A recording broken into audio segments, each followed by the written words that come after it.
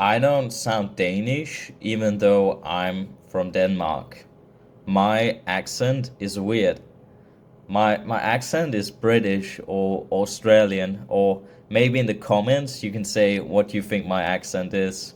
But basically, I don't have a Danglish potato accent. I don't sound like a potato when I speak. And I don't sound like the former Minister of Foreign Affairs, Willy Søvndal. He was a Danish minister.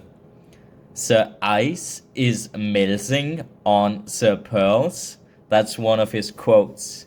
And what he's saying is the ice is melting on the poles. My accent is not because of my paranoid schizophrenia. At least I don't think so. Maybe it is. I don't know.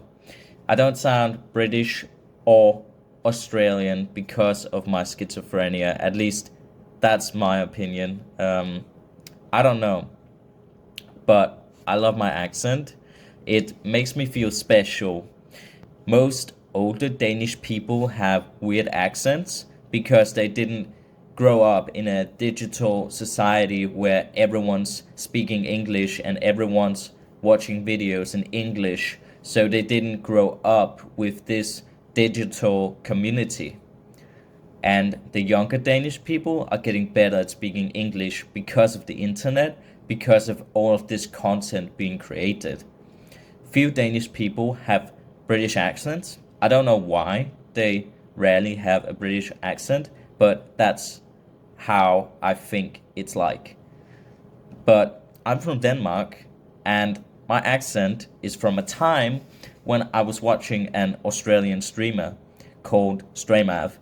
He was working full time streaming at one point.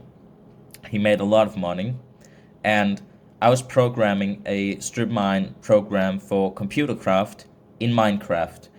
I helped the streamer by programming in the language of Lua for computer craft, and I helped him live program things that could help him in his gameplay when he was playing Minecraft. And I was an unpaid volunteer, I was a moderator, and I was a very engaged chatter for Stramav, this Australian streamer.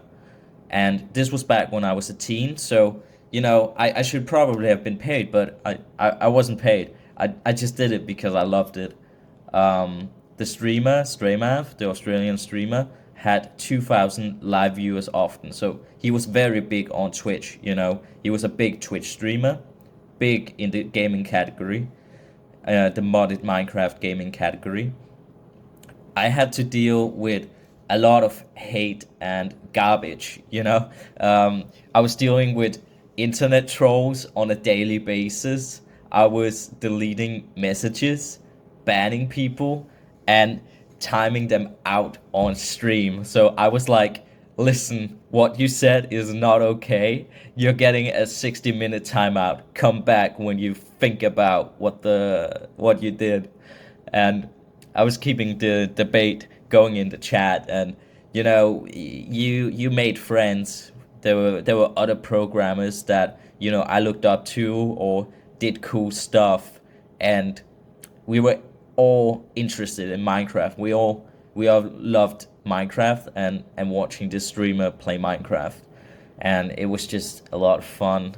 I was part of an online modded Minecraft community, and I would definitely suggest people to try programming.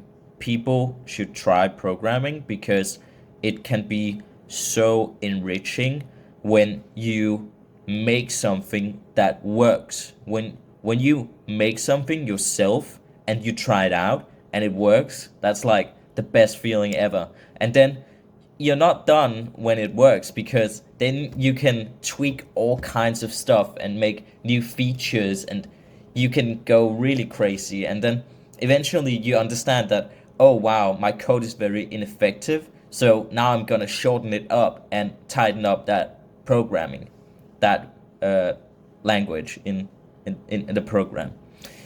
I watched British series like Blackadder when I was a kid, so that was Rowan Atkinson or Mr. Bean.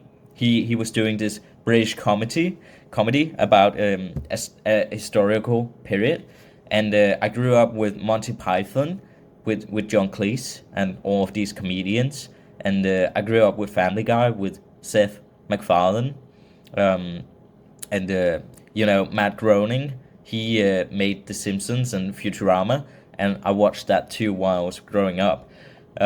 British accents to me were always cool. I I don't know I don't know if I learned a British accent because I just wanted to learn it, or if it's fully automatic. I don't know. But British accents to me were always cool. And what accent do you guys think I have? You can write in the comments if you think I have an Australian or British accent. So comment down below. Make a guess. What do I sound like? I played Pokemon on my Nintendo Game Boy Advance when I was like 6 years old. So I was playing Pokemon games. I played Pokemon Emerald and Pokemon Fire Red and Leaf Green. And yeah, my childhood was just filled with Nintendo games. I played Mario. I played a lot of stuff. And I grew up with Xbox, Dragon Ball. I played that a lot. And I also played Lord of the Rings Online, or LOTRO, and that's an MMORPG, I think. I was a kin leader, and I was leading the instances and raids when I was like 10 years old. I was just, even though I was so young, I knew so much about the game that everyone looked up to me to say, okay, what are we doing here in this raid, in this instance? So when people were working together, I was kind of saying, oh, we do this, we do that, and we were getting ahead. And some of the other people had British accents. We talked in Ventrilo on Skype and in the in-game voice chat of Lotro. I think I've always been good at video games and playing at the top level, just because it really had my interest. I'm a former top level gamer in Minecraft PvP. There was something called the Hunger Games, and there was also some other PvP modes that I was really good at, like tracking. So that's like mathematics of figuring out, okay, so this person is 3,000 blocks that way and 3,000 blocks that way, so he's at these coordinates. I was really good at that. And I was really good at modded Minecraft, so like Computercraft, Techit, all of these mod packs. I played them a bunch. And then I played ranked in Smite, and I was at the top level. I was like, I don't know, top 100 or something in the world, maybe even higher than that at some points. But I was playing in those Masters games and all of that. And yeah, that was Smite. And then I played Lotro. There are these hardcore servers now, legendary servers they call them, and I was the best captain, no doubts, the best healing captain, best build. I was just a nerd at that, and everyone were just going crazy about how good I was at the game and building my character. But I'm not good at all games. And now I barely game. Like I don't really play games anymore because other things are more important. Like the YouTube channel I have, my university, my mental illness. I have to take care of that. I have to take care of my eating disorder. It's a daily struggle. And I have to work on translating my books and writing my books, and having a social life. So taking care of my friends. So it's hard to juggle all of those things, but I'm feeling pretty good despite the struggles, the daily struggles. And I also had a period where I played with British people in the hardcore Minecraft PvP, and it was a lot of fun. We were some of the best on the server, so yeah. That might be the reason for my accent too, because we would talk in voice chat on Discord, and yeah, especially a lot of younger Danes are actually good at English.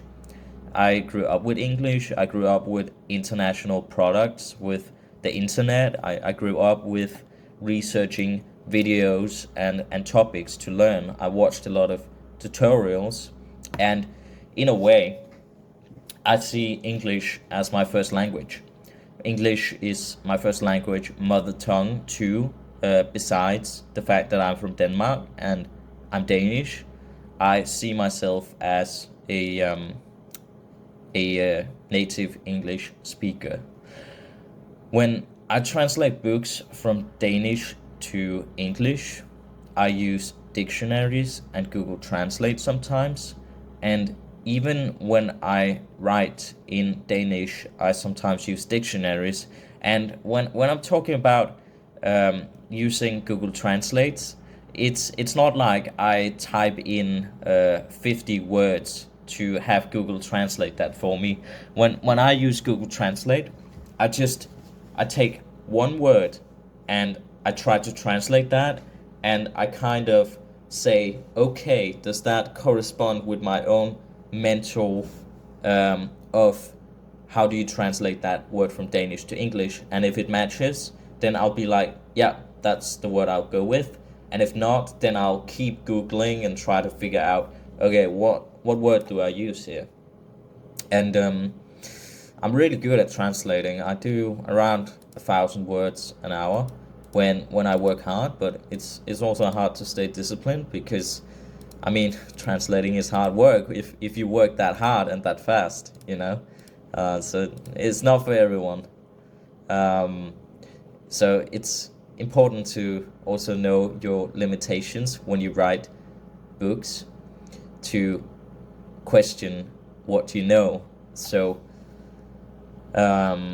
not just saying that this is facts or this is facts or this is facts, but really being critical of, okay, I actually don't know that much. Maybe I should research more. Maybe I should think more about it, you know. That's kind of my process.